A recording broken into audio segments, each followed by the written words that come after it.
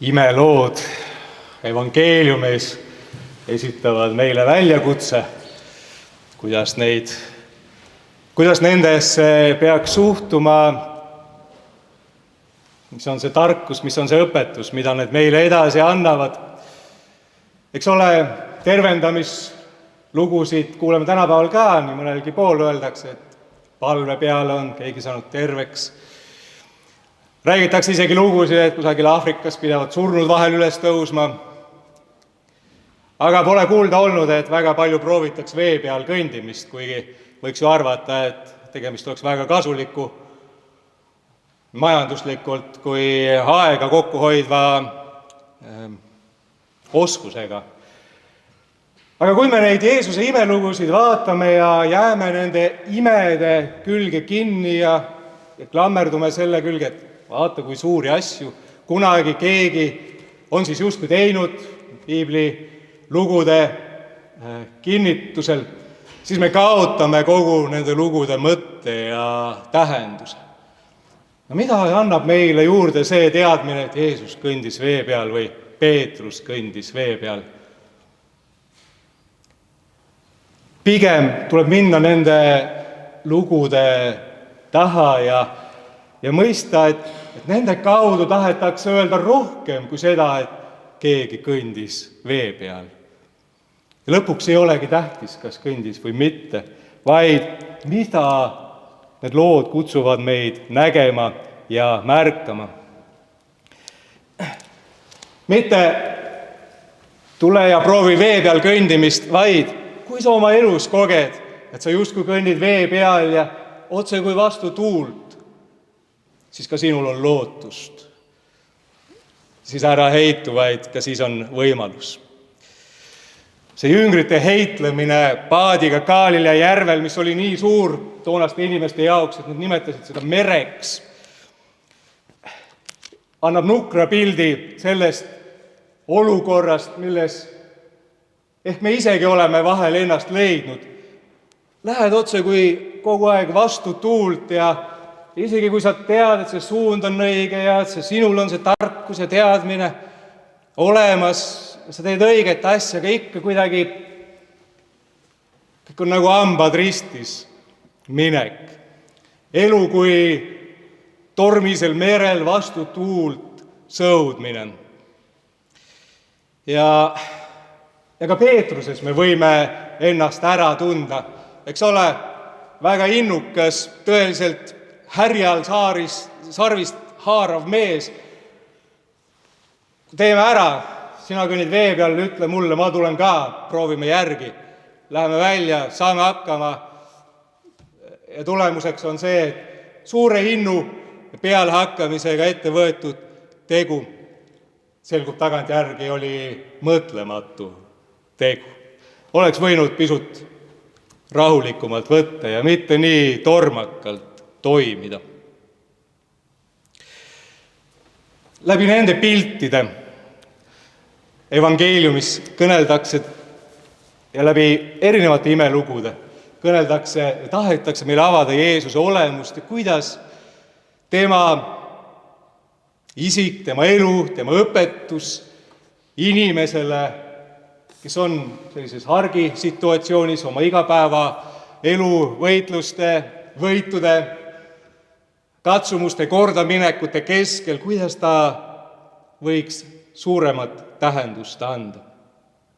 Ja siin meile öeldakse, et Kristus on kui keegi, kes annab elujulgust ja jõudu. Kui Jeesus astus paati, rauges tuul. Kui tema oli lähedal, oli Peetrusel kellegi poole hüüda. Ja mitte vähem tähtis ei ole see, mida Kristus ütleb oma õpilastele. Ta ütleb, ärge kartke. Ehk see on kogu vee peal kõndimise loo mõistmise võti. Kui see innukas ja oma meelest vapper Peetrus vette vajus, siis kommenteeris seda Jeesus öeldes, sa nõdra usuline, miks sa kahtlesid? Peetruse kahtlus algas hirmust, kui ta vaatas tuult ja siis tal tuli selline ärevus hinge ja kas ma ikka saan hakkama, see kõik on kuidagi nii palju suurem, kui mina olen. Ja siis tuli kahtlus. Hirm on usu vastand tõeliselt. See, kui sa enam ei tea, kas sa võid olemas olla, kas sa jääd alles, kas sa saad hakkama. Galilea järvel heitlejate jaoks saabus lahendus siis, kui Jeesus nende juurde paati astus. Siis lauges tuul. Ja lõpuks ei palunud ju Jeesus jüngritel ei ühelgi inimesel enda juurde vee peale tulla. See ei olnud nende ülesanne. Järvel on inimese koht ikka paadis, mitte mööda vett kõndida püüdes. Peetruse soov oli teha midagi enneolematut, arvates, et see ehk teeb temast midagi väärtuslikku. Võib-olla ta vajas siis endale tõestamist, et on vägev ja tore, kui teised ka ju vaatavad ja aplodeerivad. Aga Peetruse nõderusk, mida Jeesus kommenteerib, öeldes, et see on usunõtrus, milles Peetrus toimib, ei saanud alguse mitte siis, kui ta nägi tormi, mis oli tema ümber, vaid sellest hetkest, kui ta tahtis vee peale astuda. Justkui midagi on veel rohkemat tarvis, midagi tõestada, proovile panna Jumalat või Jeesuse olemust, et kas ta tõesti on see tema õige, kas ta tõesti suudab mind kanda, lähen, keeran üle vindi, astun üle piiri. Kui ta on, siis ta teeb, kui ei tee, järelikult ei ole see õige. Usu olemus ja mõte ei ole panna meid taolisi tegusid tegema, nagu katsetama või proovima iseenda usku või Jumala vägevust. Vee peal kõndimist me vast vaevalt keegi proovinud oleme, aga mõne imetähe küsimist ehk on tulnud teine kord ette. Või et olukorrad, milles me täna oleme, peaksid lahenema sellisel imelisel või taevase sekkumise teel. Aga mitte see ei ole usus käimise tähendus, et minu eel hakatakse siis imede najal rada valmistama, vaid et ma ise selles olukorras, kus ma olen, selles paadis, kus ma täna istun, näeksin Kristust iseendaga koos. Siis ei ole mul vaja paadist välja astuda ja öelda, et kuule, proovime seda vee peal kõndimist. Siis ma saan aru, et kõik on siin juba olemas. Kogu potentsiaal elujulguseks, elujõuks on mulle juba antud. Võta Kristus vastu, tule minu paati, mitte ma tulen sinu juurde mööda vett ja siis käime ja teeme üheskoos vägevaid tegusid ja imesid. Ei, see ei ole usu sisu. Usk on usaldus, et Jumal on meiega. Usk ei tähenda seda, et ma võin teha võimatuid asju, aga usk ütleb mulle, et Jumalal on kõik võimalik. Ja nii kaua, kui see taipamine või tarkus on olemas, et sellest tänases päevas ja selles elus, mida mina elan, ükskõik kui lihtne või väike või tavaline see ka ei ole, on tema minuga. Vastu tuult heideldes vaatame korraks selja taha ja märkame Kristust. Märkame Jumala ligiolu.